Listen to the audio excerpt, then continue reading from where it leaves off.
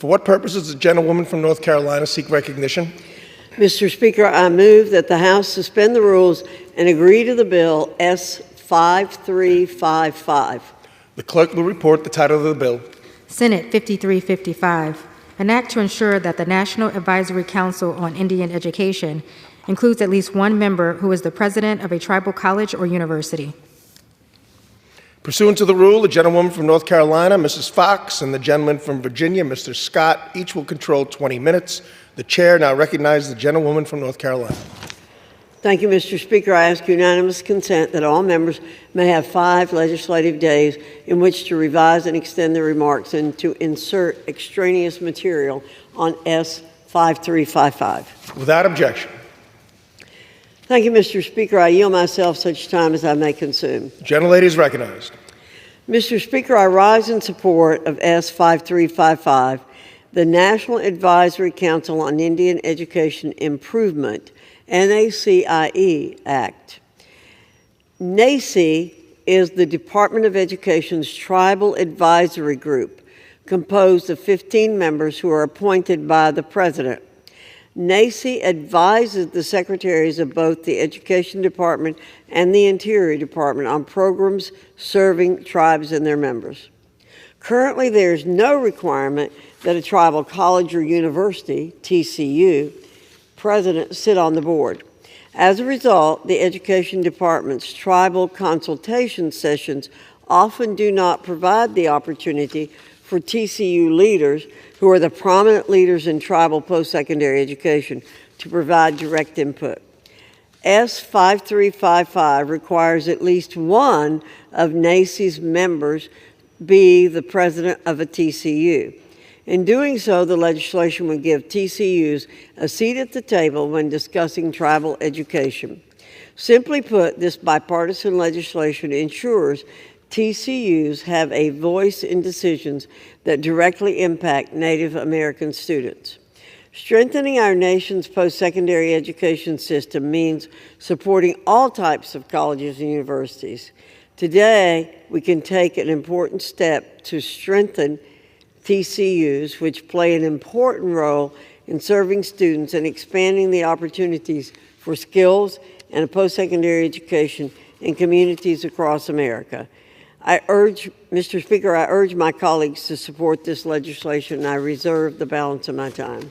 Gentlelady reserves. Gentleman from Virginia is recognized. Thank you, Mr. Speaker. I yield myself such time as I may consume. Gentleman is recognized. Thank you. And Mr. Speaker, I rise in strong support of this legislation, which ensures that presidents of tribal colleges and universities, TCUs, will have a direct voice on the National Advisory Council on Indian Education. This bill is a necessary step to guarantee that TCUs, institutions that serve as educational hubs for Native American communities, always have a voice in federal funding discussions that directly impact their colleges. As many of my colleagues know, the federal government holds a unique trust responsibility to the Native and tribal communities, responsibility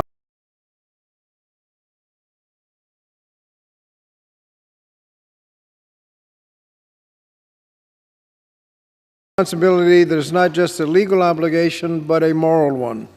This trust is rooted in both the U.S. Constitution and centuries of commitments to Native communities. Tribal colleges and universities pursue a unique mission. Not only do they educate Native communities, but they also preserve and advance Native American culture and traditions. TCUs are central to the survival of Native languages, history, and cultural practices, all while providing access to higher education and advancing economic opportunities for Native students. Having TCU representation will help to advise the NACIE as they fulfill one of their duties in advising the Education, Health, and Labor Secretaries in ways to strengthen TCUs and increase TCU participation in federal agency programs. And while congressional Democrats and the Biden administration made critical investments to address the disproportionate impact of COVID-19 pandemic on Native American communities, including through COVID relief funds totaling over $360 million, much work still remains. College must make stronger, sustained investments in TCUs to address decades of systemic underfunding that these institutions have faced. This bill is about more than just adding a voice to the commission. It is about ensuring that the leaders of these vital institutions who are on the front lines of education have the opportunity to advocate for the unique needs of their students. By including TCU presidents and NACIE, we ensure that Native leaders across the educational pipeline always have a guaranteed seat at the table. So I urge my colleagues to support this important legislation, which will help honor our trust responsibility to Indian tribes and support Native American students and communities across the country. Thank you, Mr. Speaker, and I'd advise the chair that I'm prepared to close. I reserve the balance of my time. Gentleman reserves. Gentlelady from North Carolina is recognized. Thank you, Mr. Speaker. And I'm also prepared to close. I yield myself the balance of my time. Gentlewoman is recognized. Thank you, Mr. Speaker. TCUs provide an important doorway to post-secondary education for many American students. TCUs know best what their students and communities need. S.5355, the National Advisory Council on Indian Education Improvement NACIE Act, will give TCUs a seat at the table during the decision-making process. This will not only ensure that Native American students are better served, but it will also ensure that taxpayer resources will be used more efficiently and effectively. TCUs provide an important doorway to post-secondary education for many students.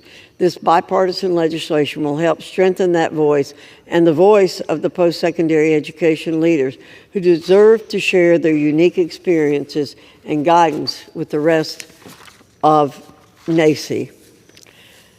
Mr. Gentleman is recognized. Thank you, Mr. Speaker.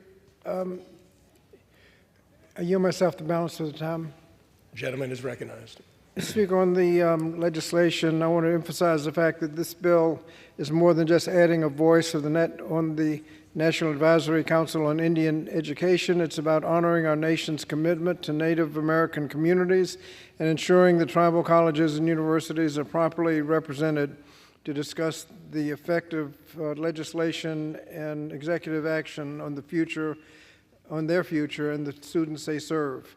We must include TCUs in conversations on federal funding and educational policy, and this bill is a step towards ensuring Native American students and the institutions they serve will have the resources and support they need to thrive. So I urge my colleagues to support the legislation as a demonstration of our commitment to empowering the Native American communities through education.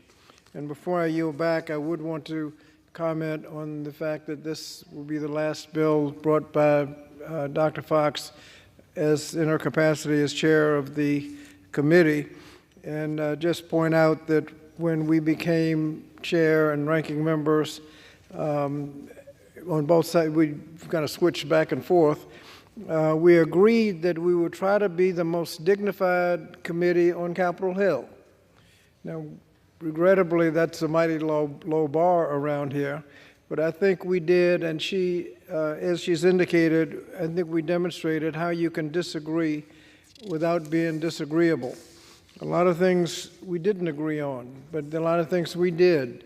A lot of job training legislation we were able to agree on, retirement savings, child abuse and prevention that we just considered. Several health care bills, surprise billing, and things like that took a lot of work. And so we showed that it is possible to enact meaningful legislation on a bipartisan basis when you're willing to work together in a constructive way. So I want to congratulate Dr. Foxx on her chairmanship, and understand that there may be other leadership positions in her future. But I want to thank her for being able to conduct the committee as we were able to do it. So thank you, Mr. Speaker, and I yield back the balance of my time. Gentleman yields. Gentlelady is recognized. Thank you, Mr. Speaker, and I appreciate very much Congressman Scott's comments. We have worked together very well. And now I urge my colleagues to vote for S.5355 and yield the balance of my time. Gentlelady yields. The question is, will the House suspend the rules and pass the bill H.R. 5355? Pass the bill. Senate, correction. Senate 5355. Those in favor say aye. Those opposed, no. In the opinion of the chair, 2/3 being the affirmative, the rules are suspended, the bill is passed, and without objection, the motion to reconsider is laid on the table.